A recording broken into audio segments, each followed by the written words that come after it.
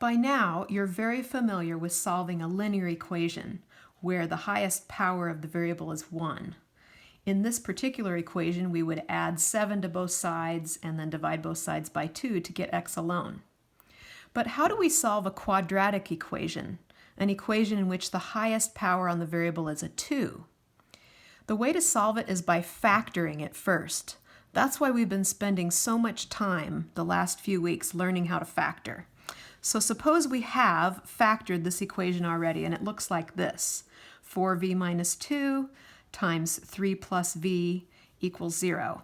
How can I actually solve it now that it's factored? One thing I have to know is that when I'm multiplying two different quantities and I get an answer of 0, that means either the first quantity must equal 0 or the second quantity must equal 0. And so that means either 4v minus 2 equals 0 or 3 plus v equals 0. Since both of these are possibilities, I'm going to solve each of these now. Adding 2 to both sides of this one, I would get 4v equals 2, and then divide both of those sides by 4. That would give me v equals 2/4, or if I reduce it, 1/2.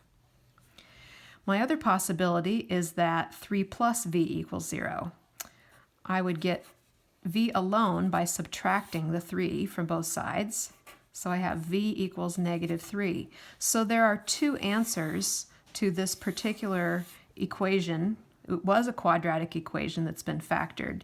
V equals 1/2 or v equals -3. That's the solution.